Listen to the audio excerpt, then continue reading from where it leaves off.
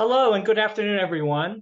Thank you for joining us today. We're pleased to have you focus with us on our webinar, which is basically the tour of the Wisconsin DNR's printer portal. And essentially what the printer portal is a collection of resources that have been organized by the DNR really for the printing industry. The printing industry enjoys a very productive relationship with the DNR, and we have formed what we call a printing council under the umbrella of our Wisconsin Printing Industry Superior Environmental Performance Green Tier Charter. The printer portal, I think actually for printers in Wisconsin, this is very unique, and you are in a great position to have this resource that we're going to be going through today. And it's really a one-stop shop that's designed to save time and money by connecting you with the appropriate resources available from the DNR. And you'll see as Renee goes through her presentation, you'll see the wonderful resources and the incredible amount of information that's available to you through the printer portal. But first, let's talk a little about the printing console. This program is brought to you by a series of organizations and groups that fall under, as I said, the umbrella. First of all, the Wisconsin Department of Natural Resources, the Green Tier Program, the Sustainable Green Printing Partnership, the Association for Roll-to-Roll Converters, the Flexographic Technical Association, the Great Lakes Graphics Association, the organization I work for, Printing United Alliance, and TLMI. We form the backbone of the printing console. And if you are a member of one of these associations and you want to get engaged with us, we have an open door. It's an invitation for really, we'd like to get more individual printing companies involved. We have some printing companies involved with us, and we meet on a monthly basis, and we go over a variety of topics and cover areas of importance for the printing industry. And we look at how we can work on joint programs and look at compliance, look at beyond compliance, sustainability. It's really a great group. We're very productive. And if you are interested, please, you can reach out to us and we'd be more than happy to get you engaged. My name is Gary Jones. I'm Vice President of Environmental Health and Safety Affairs for Printing United Alliance, and I'll be your moderator for today's program. A couple things on logistics. All attendees should be muted. If you have a question or comment, use the chat box to submit your question. Questions will be answered at the end of the program. The webcast is being recorded, and the recording will be made available to you along with a copy of the slides, and you'll get that information. It'll be followed up in an email sent to the email that you use to register for the program. Today's agenda, of course, we did some welcomes and introductions. We're going to talk a little bit about the Sustainable Green Printing Partnership and Green Tier, two of the organizations or groups that are part of our printing console. Renee is going to walk us through the tools available through the printer portable, just on a highlight basis, the regulatory compliance workbook, air, waste, and water rule summaries, important links for those, permits, reports, and notifications that may apply to your operation, and of course, sustainability information in the webinars. And of course, we've saved some time at the end to take your questions. Jenny, do you want to walk us through the Green Tier and SGP programs? Sure. I'm Jenny Burkholtz, and I'm with the Wisconsin DNR, the Green Tier program here. And as a member, like the Printing Industry Council is a member of Green Tier as one of our charters. And it's helped to make it easier for Wisconsin printers to demonstrate and share their company's commitment to becoming part of the environmental, social, and governance, or ESG as it's kind of commonly called, and circular economies. You can do this by joining these two premier sustainability programs, the Wisconsin Green Tier Program and the Sustainable Green Printing Partnership. And the Wisconsin Printing Council has worked closely with both of these programs to align the requirements of both, making it easy for a printer to be in either program, if they are in either program, to join the other one and be involved in both. So printers seeking local and national acknowledgement of their commitment to be a sustainable business can be certified by both Green Tier and SGP, the Sustainable Green Printing Partnership, through a streamlined process where there's a common evaluation criteria, assessments, and reports that make it easy for Wisconsin printers to gain more benefits for their sustainability efforts. And we encourage Wisconsin printers to join both programs, and feel free to reach out to any of the sponsoring industries in the Printer Council group or either organization for more details. All right, thanks, Jenny. Thanks for the review of the two programs. Again, I can't say enough that if you're not engaged in either one of these, you should consider take a hard look at it. As Jenny said, the programs are aligned, so it's easier. So that if you're interested in one, to actually become recognized under the second one. And if you, like I said, if you want more information, you can reach out to us. So now I have the pleasure of introducing our main speaker for today, Renee Bashel. Renee is the Small Business Environmental Assistance Coordinator for the Wisconsin Department of Natural Resources. Her contact information is up on this slide. I can tell you from working with Renee over the past, Renee, it's got to be at least 20 years. Renee is one dedicated individual to really helping small business, and that's the majority of the printing industry, understand their compliance requirements. And she goes above and beyond. I need to say, goes above and beyond the call of duty to execute her responsibilities and to really help the industry. And Renee's always available for us. If we have a question, or if you have a member that has a concern, whatever, Renee has always been there and has always been provided great support and fantastic answers to our questions. So without further ado, Renee, I'll turn it over to you. All right. Thanks, Gary. Go ahead. There we go. Share my screen. Just for the audience, I'm going to keep my camera off just to make sure I've got enough bandwidth here to share all of the different stuff on our website for you. So Gary gave you a little bit of a hint as to why we created this printer portal, but I wanted to give you a little more detail. So a few years ago, we realized that the information on DNR's website specific to printers was scattered across multiple pages for different programs. And we made a concerted effort then to consolidate those pages and reduce the amount of overlapping information. With input from all the associations and the printing facility contacts that participate in the printing charter monthly calls, we laid out a good path for the best flow of information on this one page, then creating the portal. In addition to that, once the portal was up and running, we decided we wanted to have a quick visual guide for you as well. This is a nice little roadmap that you can print off and save as a reminder of where to get the information. It's also a great resource to just save to your desktop as something you can go to when you have questions. And if you're starting from the roadmap, you can click right on the link and get to the portal from there. You can also see right on the top of the portal page, we have a link to that one-stop shop flyer. So you've got some interactive connection there to make sure that you can get to those resources easily at your fingertips. So what do you do when you're gonna start on this path to environmental sustainability? You wanna start by making your plan.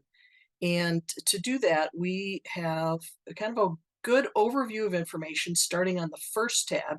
You can see our information is divided up into different tabs here on the page. Might look different depending on how big your font is set for your screen. But the first tab here is the environmental tab. And this provides a real broad overview of all the environmental responsibilities for those who might be getting started as a environmental health and safety professional for a printing facility in Wisconsin. But it's also a good resource for experienced staff who might need some reminders on particular programs. About 15 years ago, in another related project with the printers, this wasn't with the charter, but maybe was an early hint at starting the Green Tier Charter, we all created a printed environmental compliance workbook and checklist, evaluation checklist for printers. We don't update and print that anymore. What we do is keep that maintained online. And here on the environmental tab, we have all of those chapters broken down, and the information can be easily updated this way, so you know you have the most current information. One of the things when we first created this was we did establish it for smaller printing operations. So there is, you might want to walk through this decision tree, which tells you whether your printing facility is the right fit for using that workbook and checklist as a resource. Largely, it will still be useful for bigger facilities, but there will be some gaps in some of the programs, so you don't want to rely solely on that workbook. But as you go through this little flow chart, it'll tell you some of the key thresholds to look at to decide whether you are a good fit for using that workbook and checklist. Then you can take a look at the self-evaluation checklist. And this piece, while it has some instructions at the top in terms of how to best use the checklist, once you get into it, it just asks some very simple questions that if the purpose behind the question isn't clear, it tells you which section of the workbook to review. So in this case, read section A of the air pollution chapter, pages A1 to A2, if you want to understand what this facility VOC size category means. And again, this goes back to deciding whether you fit within the right category size of printer to make the best use of this workbook, but also it breaks down the air pollution requirements up by those particular sizes. As the larger you get, some more of the air pollution requirements might apply. Within this checklist, if you just start from the checklist, you have a link back to each of the chapters as you go through these questions. There are also some links back to specific resources on DNR's webpage for those particular questions. If you just want to start from here and go check out those resources, you can do that. In addition to all of the specific environmental topics that you might need to deal with some regulatory requirements, we also have a chapter on pollution prevention. And what this chapter was designed to do is we set up different, we listed different elements of actions or equipment that you can take to reduce your emissions at your printing facility. You can see we have a couple different codes that we use for each of these activities. There are letter codes for each of the press types where this would be a useful action or piece of equipment. And we have cost and complexity codes in the another column here. So you can gauge whether these are some things that are quick and easy for you to do with your lithographic press, or if it's something that's more complicated and you might need to take some time to review that and decide if that's the right thing for you to take on.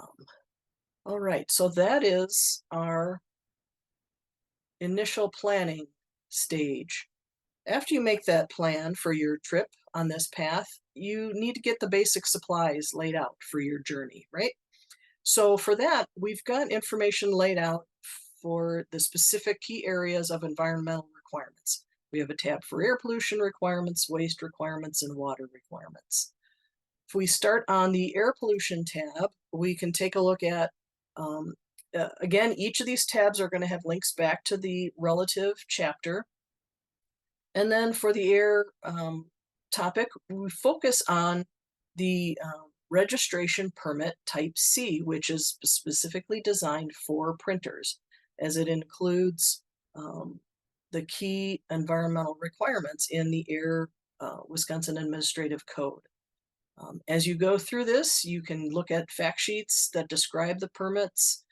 We have the supporting documentation is essentially a checklist for compliance with that registration permit. So you can be prepared to make sure that you can comply with each of the elements the emission limits, different applicable requirements that you need to look through. So these are all laid out for you in that supporting documentation if you are part of the Type C registration permit. If you want more information about that permit to understand what's in it, we did a webinar again like this, hosted with the Great Lakes Graphics Association. That's available to review.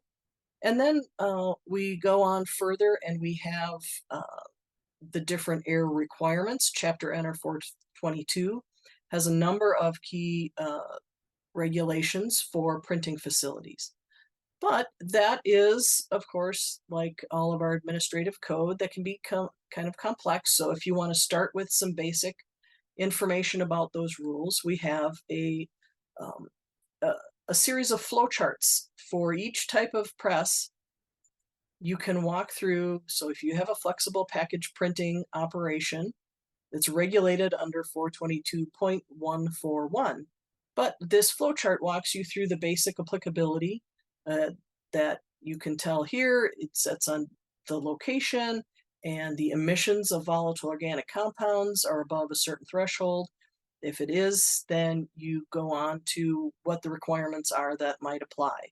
And there might be an interim next step up. If you have an additional level of emissions, then you have additional requirements to meet.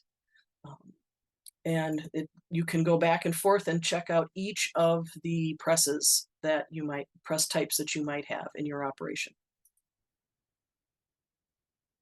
Another piece that we have here, there aren't specific regulations yet for digital printing operations, but we did want to highlight what requirements do apply and when you might need to get a permit for that operation. There have been some rule changes, a couple different sets of rule changes for the lithographic printing facilities. And so we have some fact sheets here and a certification form to indicate your compliance with that.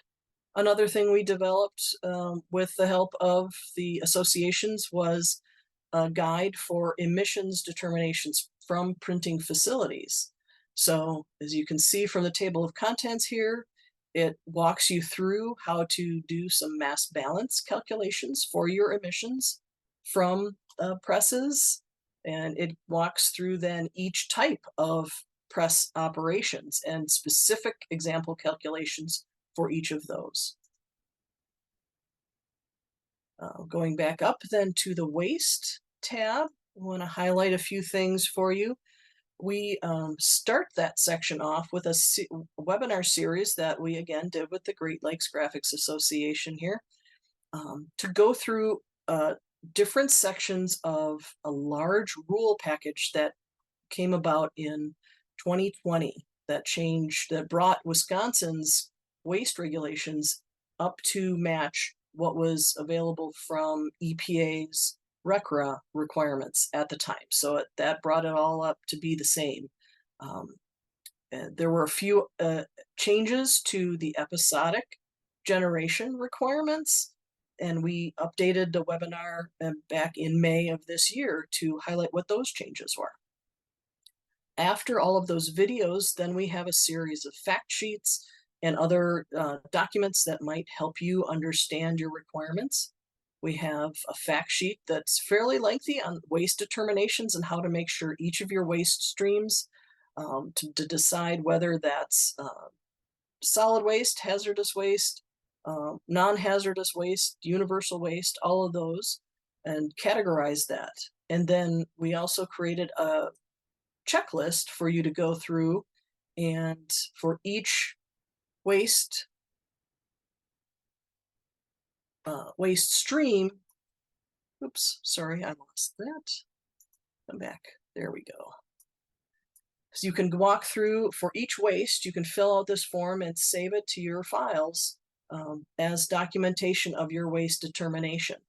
And this again has a number of interactive links to help you go back to the requirements, to the different waste types, definitions, that sort of thing. It's all there for you. And scrolling on down, there's like as I said, a whole range of things. We've got the new episodic generation requirements and another checklist there.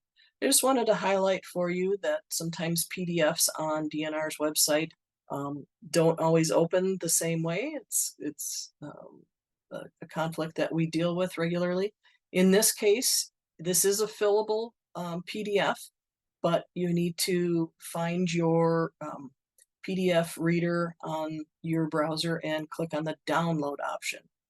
Once you open that file, then you'll be able to use the fillable function on that form.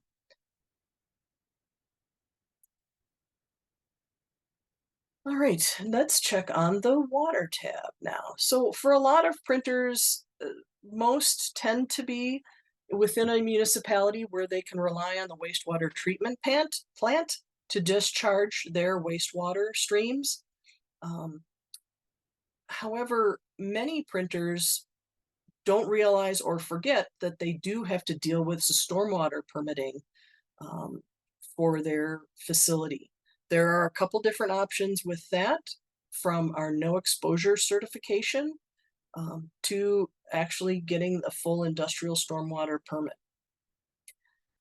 The Printer Council did work with the stormwater program to create a no exposure certification printer specific fact sheet that's available that walks you through different scenarios and what types of equipment at your printing facility might trigger some stormwater contamination that would exclude you from using the certification. So that's a helpful resource to go back to. We also did a webinar with the stormwater staff to walk through the requirements for you. All right, so now we've gotten your basic supplies ready to go, and we're going to kick off our path to environmental sustainability by making sure you have all of the key deadlines and requirements. All of the key stops on your path are highlighted here. So on our permits and reports tab, we've got a couple lists of items that you need to file with their respective deadlines or frequencies, with links to where to file those, and some brief instructions on how to take care of that filing. But first, you need to know how to get into the electronic systems. So we've got here some links to how to get into each of those different reporting systems, starting with the DNR's electronic systems and getting into the switchboard.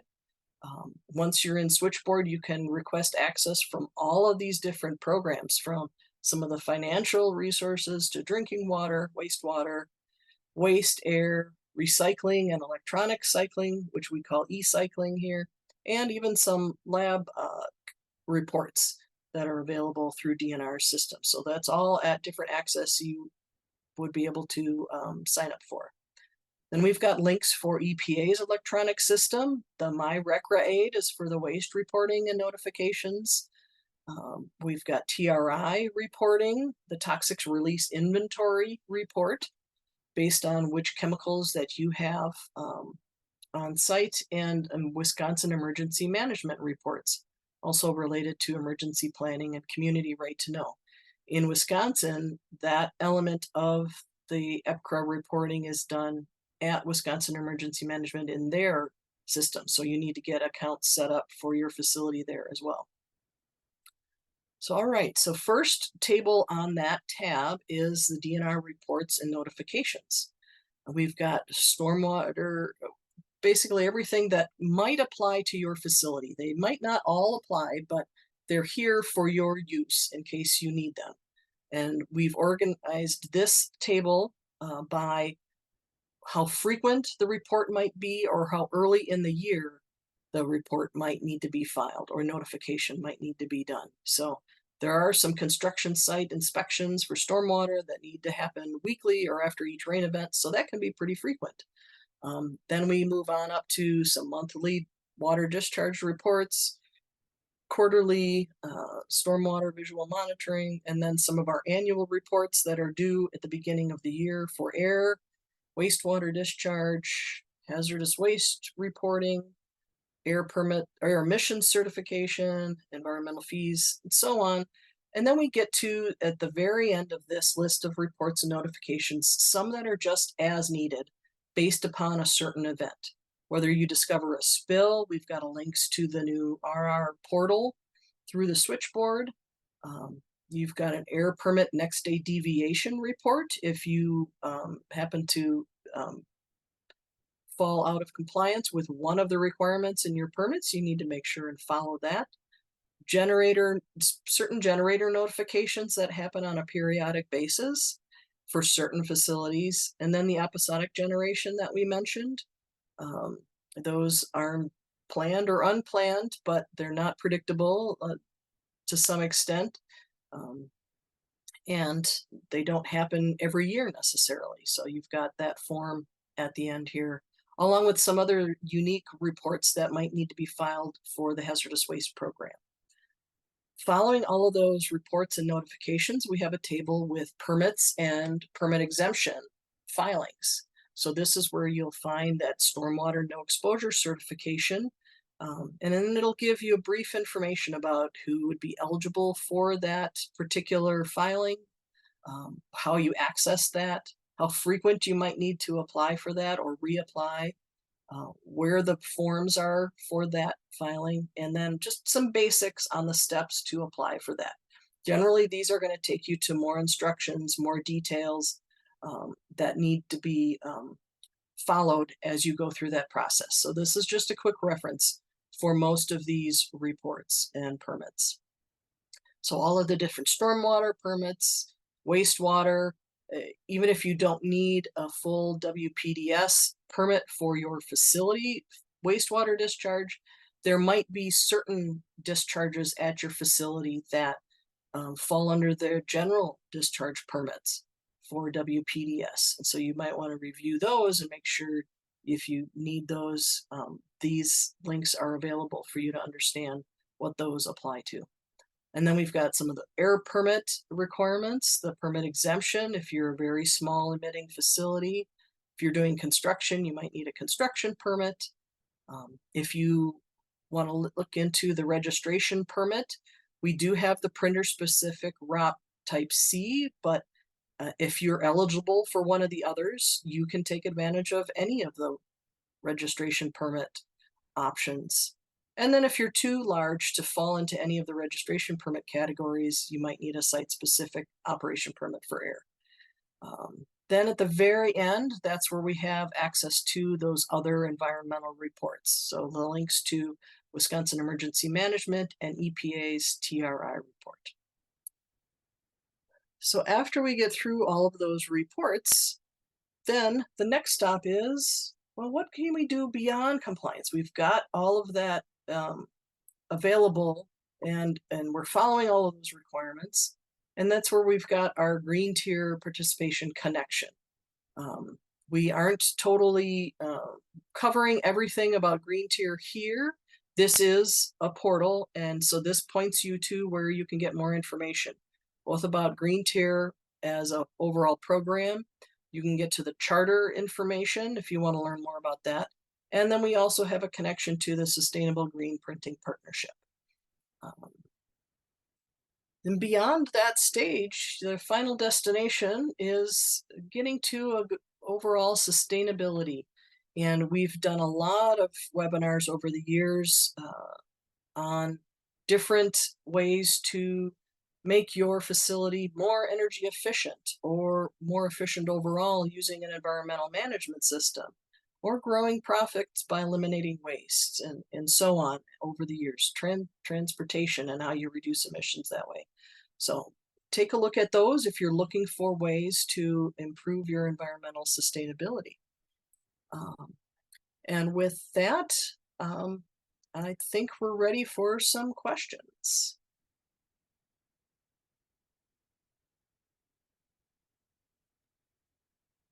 Renee, do you want to stop sharing, and then I can possibly share back to the question slide? I can do that, but I probably if Or the answers pertain to the but Oh, yeah, on yeah, this that's page, right. Yeah, I'm gonna yeah, want to show that's people. good point. Yeah, let's not do that. Okay. All right. Well, Renee, awesome. That was fantastic. First of all, as you can see, the printer portal is extremely comprehensive. It covers everything from A to Z, soup to nuts in terms of environmental compliance, environmental issues, and of course, the sustainability section provides tips and ideas on how to reduce your overall environmental impact. This is a significant amount of work, and I can't stress enough to everyone how unique this is. As you may know, I work across the country because we're a national organization. I work across the country with many different state agencies and local agencies, and this is extremely unique. There is no other state that does something like this to this level and degree of specificity, especially for the printing industry. And the printing industry is one of the top industries in the state of Wisconsin. And obviously, the DNR has committed a lot of resources to trying to make it as easy as possible for the industry to comply. And this resource is just incredible. I would highly encourage everyone on the webinar to bookmark this site and make sure that they come back and visit it because there is just a tremendous amount of information available. So let's turn over to questions and answers. Please use the chat function. I know Sharon, I'm not seeing a whole lot of questions coming through chat, but we do have some questions we do want to start off. And as you think of questions, please feel free, put those in the chat function or let us know if you want to ask a question. But Renee, we have a couple questions to start with. I'm pretty sure that I'm meeting all my environmental compliance requirements, but is there a way to check that I haven't missed anything? Yeah, I think if we go back to the environmental tab and take a look at that self-evaluation checklist that was created to connect to all the resources in the compliance assistance workbooks. If you walk through those, I think when you get to the key compliance questions, and if you can say, yes, I'm in compliance with each one of these, I think you're in a very good place to say, yes, you've got everything covered. If you have any question about anything in that you're not really sure, say maybe you're not sure if you've applied recommended actions for reducing particulate matter from your paper trim system, say, or if you're meeting the visible emissions requirements, you can go back to that workbook, read through that section that explains it, and then check that off for yourself. Yeah, and one thing I want to add about the checklist is the checklist is designed to be comprehensive. So your individual printing operation, some of those requirements may not apply. So obviously that's going to be an easy one to check off. But in some cases, depending upon the size and complexity and sophistication, there may be more requirements that apply or not. So don't get intimidated that everything on that checklist could apply to your operation. Here's another question we have, Renee. I just got an email from DNR about my annual emission inventory report access, and we now have a new person who'll be certifying our report. How do I help our new responsible official get a WAMS ID? And maybe you can explain what a WAMS ID is too as well. Absolutely. Yep. That is currently what we call the Wisconsin, let me see, I've got it here, Web Access Management System. And you get your Wisconsin, we've called that the WAMS ID because of that acronym. They are going to be changing that. So folks who do have a WAMS ID, you might start seeing that just being called the Wisconsin User ID. So keep that in mind. But for now, we call that the WAMS ID. And to make sure that you can get that, we do have a couple resources here on that reports and permits and reports tab for all the electronic permit application systems. We have some initial instructions here that talk about how to use the switchboard to request your user ID. And this is very simple. It shows you what to click on once you're on the switchboard page. and how to get through that. There is a number of pieces to fill in for each individual that's going to get this. And it's important to note that the WAMS ID is specific to an individual and can be used across all the different Wisconsin state agency systems that connect with this DOA, or Department of Administration system. So if you change jobs, you're going to use that same ID. You're going to log in and update your contact information if you're using it. If you want to say have your work email be the way you're contacted for different WAMS communications. So that's important. And for the AIR program, your responsible official will need to have access because they are the ones that have to certify both for your air permit certification annually, as well as now, this is a new change, the annual air emissions inventory report. That particular certification used to be a simple email, and even a plant manager or staff at a plant could have certified that. But now responsible officials all need to have access. So because there, in the end, there is an actual ink signature exchange, you need to mail something into DNR to access that and submit your signature to prove who you are. That can take a little bit of time, so you need to plan in advance of the certification deadline to make sure that that is all complete. And I was going to say, add one comment to that. I think I got an email last week, end of last week, where it was from the WAMS program where they were asking you to go in and verify your contact information. So we're going to be entering the, at least for air, a lot of facilities, a lot of printing operations have to report their air emissions in the state. So we're going to be entering into that air emission reporting season. So just as a reminder, they want you to go into the system and confirm that your information's there. Correct. Okay, another question. We just learned that we need to do something about our stormwater discharges from our facility. And do you have something to explain what we need to do? Yeah, we touched on that a little bit, but it's good to highlight this, that when it comes to stormwater, you have two options. If you can meet the no exposure criteria, if you click on the link here under the water tab, the no exposure certification criteria is all laid out here, and with a lot of good tips on that web page, in addition to the printer specific fact sheet that we've got available here. And then you can also watch the webinar provided by the stormwater statewide coordinator that will help give you some reminders as well. So a number of different ways to get that information and make sure you are on the right track. If you don't qualify for that no exposure certification, then you do need to go in and file the industrial stormwater permit application. So one thing or another needs to be done for a printing facility. There is no, that certification is kind of your exemption. So you need to file something. Yeah, and good point, Renee. And that no exposure certification is good for 5 years.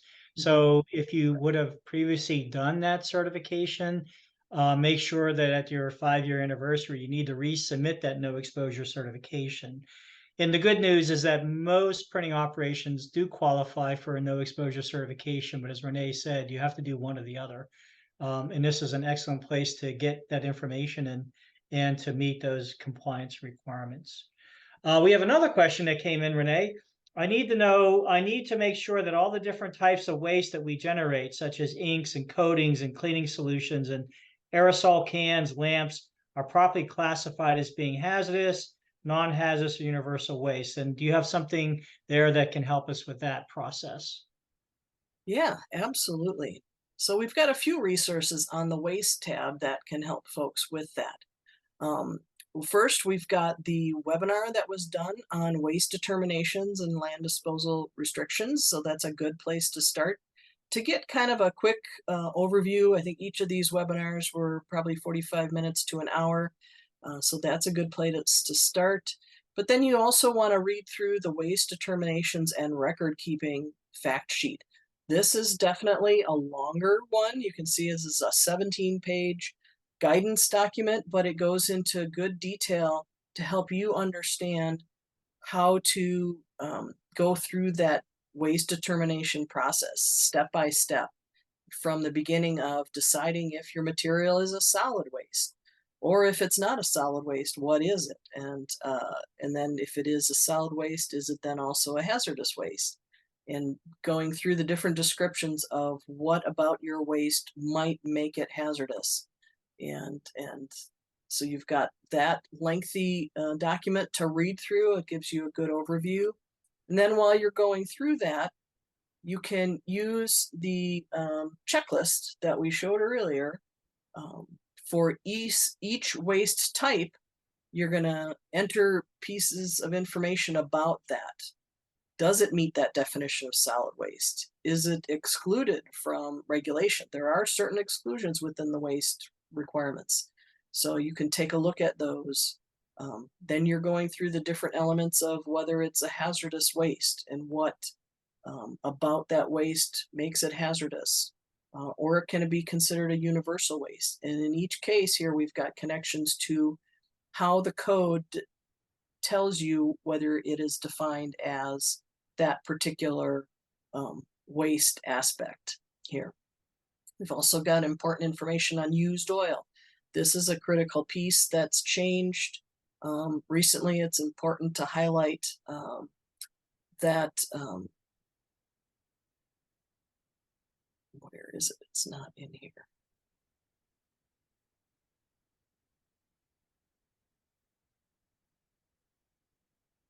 Sorry, it's antifreeze. That's the word. We don't have it listed here, but antifreeze is falling under the used oil definition. So that's important to pay attention to that and make sure you've got things. There's places on here to add additional information about how you're making that determination. And there are certain areas where you need to fill in a process flow diagram so you can show how that waste is being created. And there's other quick reference guides and so on under here for each of the different types of waste elements that can help you make sure you're doing what you need to do for each of those wastes. Yeah, and I say I think this entire section got a good revamp last year with a good review from the department, the hazardous waste folks really provided a lot of good input into this section of the printer portal. And I really want to stress to all the facilities that are listening in, it's critically important that you identify your waste and have them classified properly.